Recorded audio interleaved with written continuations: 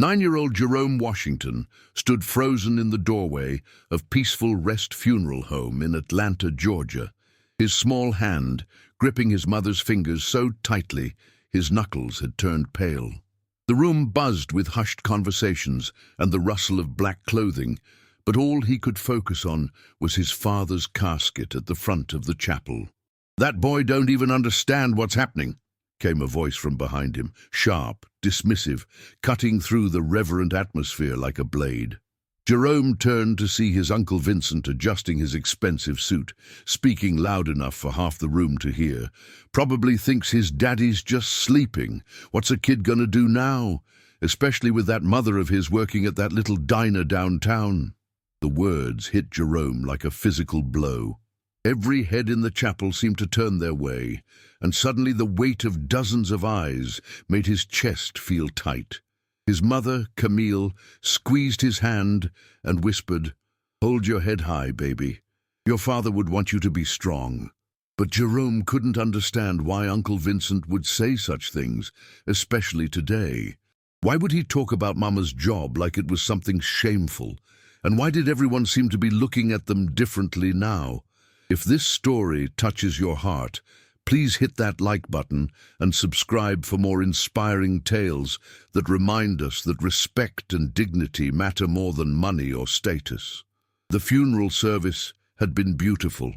Pastor Williams spoke about Jerome's father, Anthony Washington, with the kind of warmth that made people nod and smile through their tears. He talked about a man who fixed cars with his hands, but fixed hearts with his kindness, who worked double shifts at the auto repair shop, but never missed a school play or parent-teacher conference. Jerome sat in the front row, his legs dangling from the wooden pew, trying to process everything. The flowers smelled too strong, the organ music seemed too loud, and Uncle Vincent's voice kept echoing in his head.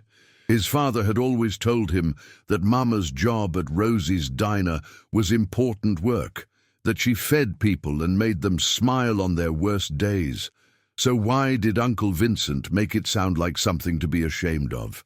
After the service, as people gathered in the fellowship hall for the repast, Jerome watched his uncle hold court near the dessert table. Vincent Washington was everything Anthony had never been: flashy gold watch, perfectly pressed suit, and a voice that demanded attention. He owned 3 dry cleaning businesses across Atlanta and never let anyone forget it. "I keep telling Camille," Vincent was saying to a small crowd of relatives, "that boy needs structure, real guidance. What's he gonna learn watching his mama serve coffee and eggs to truckers?"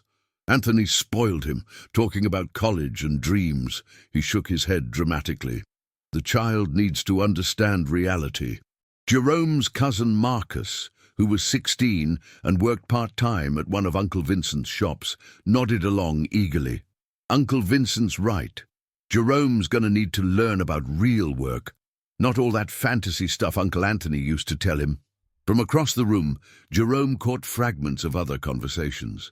Some relatives whispered about how Camille would struggle as a single mother, how the insurance money probably wouldn't last long, how Jerome would likely end up just like his father. And the way they said it, it didn't sound like a compliment. But then Mrs. Henderson from next door approached Jerome with a plate of food. "Your daddy was the finest man I ever knew, sweetheart," she said softly. "He fixed my car for free more times than I can count, and he always said you were going to be something special. Don't you let nobody tell you different." Jerome nodded, but confusion still swirled in his chest. How could the same man inspire such different opinions? And why did Uncle Vincent seem so eager to tear down everything his father had built up? As the afternoon wore on, Jerome noticed how Uncle Vincent commanded attention wherever he went, how people seemed to respect his opinions simply because of his success. But he also noticed how his mother moved quietly through the room, accepting condolences with grace, making sure everyone had enough to eat, caring for others, even in her own grief. The contrast was stark, and Jerome was beginning to understand that there were different kinds of strength in the world. 3 days after the funeral, Jerome sat at the kitchen table doing homework while his mother counted bills. The small apartment above Rosie's diner felt quieter than ever without his father's presence.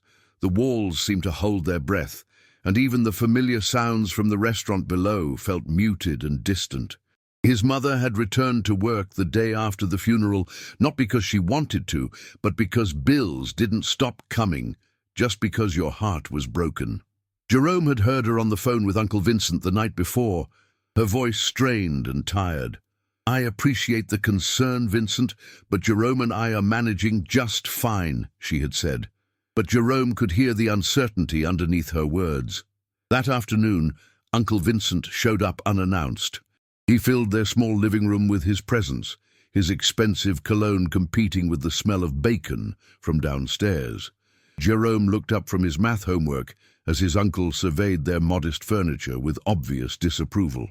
"Camille, we need to talk about the boy's future," Vincent began, settling into their worn armchair like he owned it.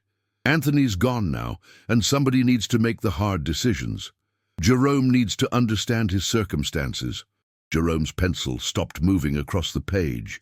Something in his uncle's tone made his stomach clench. "What circumstances would those be, Vincent?" his mother asked, her voice carefully controlled. "Come on, Camille, look around. This place, your job slinging hash, it's not exactly setting the boy up for success." Anthony filled his head with all kinds of dreams about college and becoming an engineer, but dreams don't pay bills. Jerome wanted to speak up, to tell his uncle that his father had been teaching him about engines and how they worked, about math and physics and how everything connected, but the words seemed stuck in his throat. "Anthony believed in Jerome's potential," his mother said firmly, "and so do I."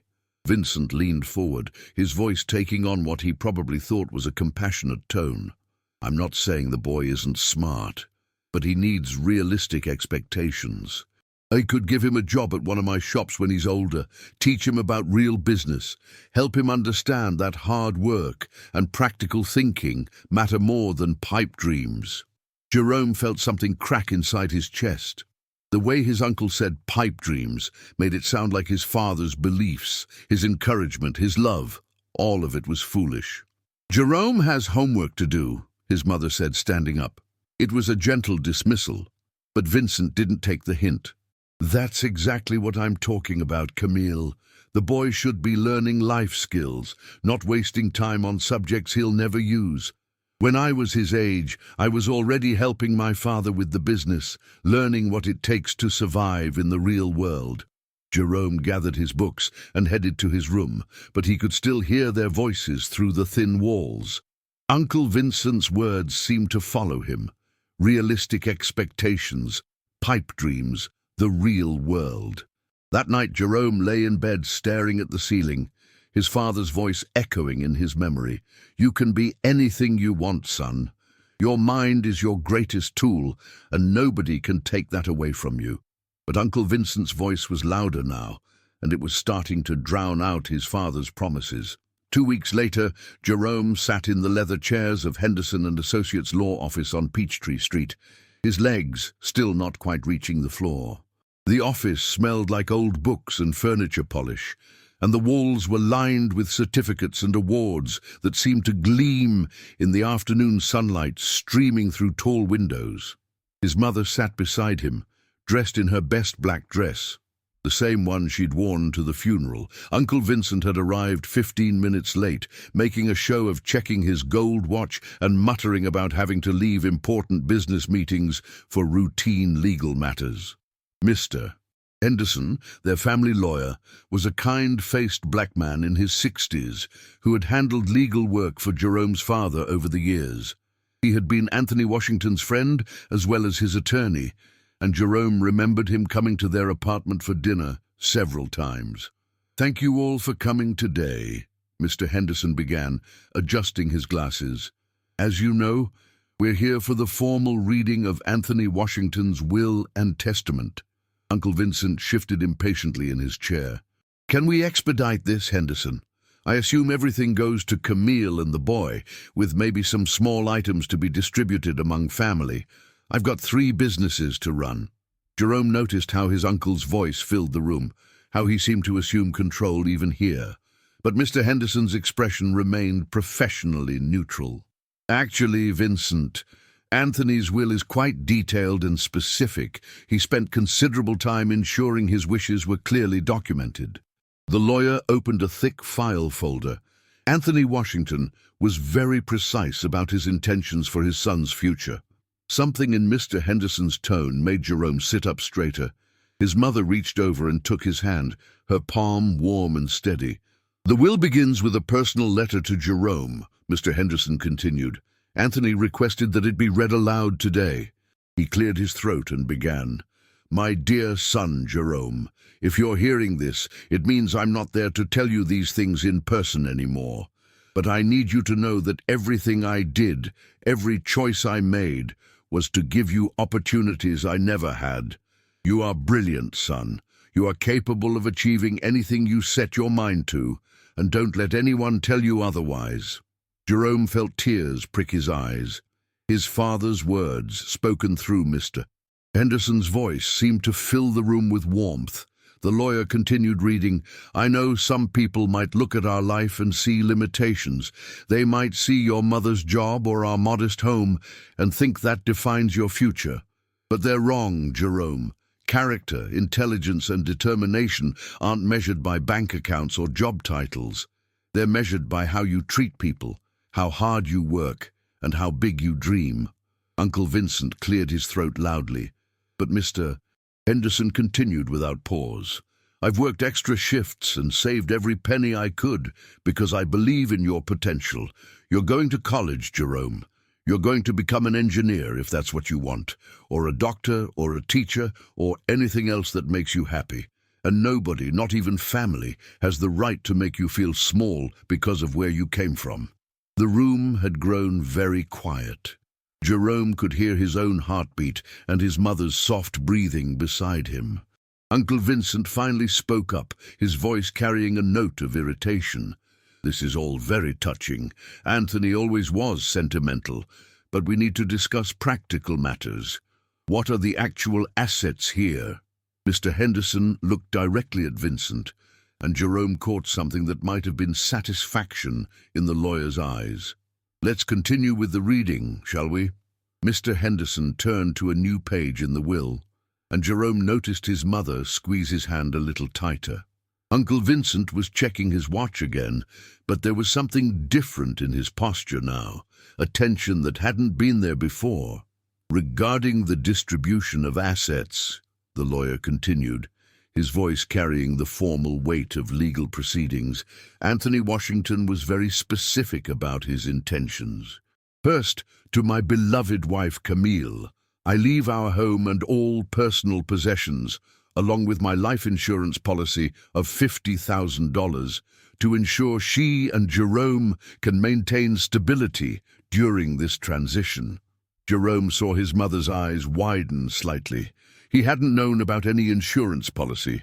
"Second, I bequeath to my son, Jerome Washington, the sum of $250,000 to be held in trust until his 18th birthday, specifically designated for his college education and future endeavors." The words hit the room like a thunderclap. Uncle Vincent's head snapped up, his gold watch forgotten.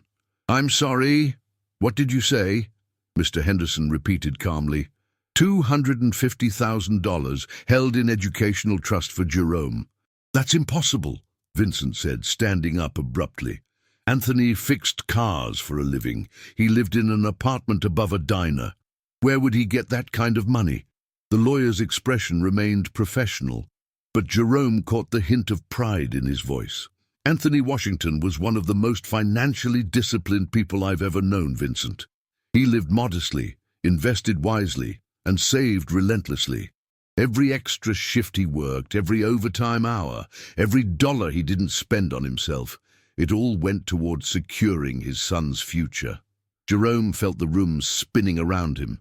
His father, who wore the same work clothes every day and drove a truck with over 200,000 miles on it, had saved enough money to send him to any college in the country. But Mr. Henderson wasn't finished. "There's more. Anthony also established a $50,000 scholarship fund at Georgia Tech for underprivileged students pursuing engineering degrees. He wanted Jerome to know that education and opportunity should be shared, not hoarded. Uncle Vincent sank back into his chair, his face a mixture of shock and something that looked like embarrassment. For the first time in Jerome's memory, his uncle was completely speechless. "Furthermore, Mr. Henderson continued, Anthony left specific instructions regarding Jerome's upbringing and education. He designated his wife Camille as sole guardian, with explicit instructions that Jerome's future decisions regarding college, career, and life choices are to be made by Jerome himself with his mother's guidance." The lawyer looked directly at Uncle Vincent. Anthony was very clear that while he appreciated family concern, Jerome's path in life should be determined by his own talents and interests, not by others' limitations or expectations. Jerome's mother was crying quietly beside him, tears of relief and pride streaming down her face. Jerome himself felt overwhelmed, not just by the money, but by the realization of how deeply his father had believed in him, how every sacrifice had been made with love and intention. Uncle Vincent finally found his voice. I had no idea Anthony had been so successful in saving." "Success isn't always visible, Vincent," Mr. Henderson said gently. "Anthony measured his success by his ability to provide for his family's future, not by displays of wealth." As they prepared to leave the lawyer's office, Uncle Vincent approached Jerome and his mother. His usual confidence was gone, replaced by something that looked like genuine remorse. "Camille, Jerome, I owe you both an apology. I made assumptions about your circumstances, about Anthony's legacy. I was wrong." Jerome looked up at his uncle, seeing him clearly for perhaps the first time. Vincent wasn't a bad man, but he had confused success with worth, possessions with character. "I hope you can forgive an old fool who thought he knew better," Vincent continued. "Your father was a remarkable man, and Jerome, you have every opportunity in the world ahead of you." 6 months later, Jerome sat at that same kitchen table, but everything had changed. His homework now included advanced math books from the local community college, where he was taking Saturday enrichment classes. His mother still worked at Rosie's Diner, but now it was by choice, not necessity. She had discovered that she genuinely loved feeding people and making them smile, and the insurance money had allowed them to move to a beautiful apartment with a real study for Jerome. Uncle Vincent visited regularly now, but he came to listen rather than lecture. He had even started a mentorship program at his businesses, inspired by Anthony's example of investing in young people's futures. But the most important change was in Jerome himself. He understood now that his father's greatest gift wasn't the money.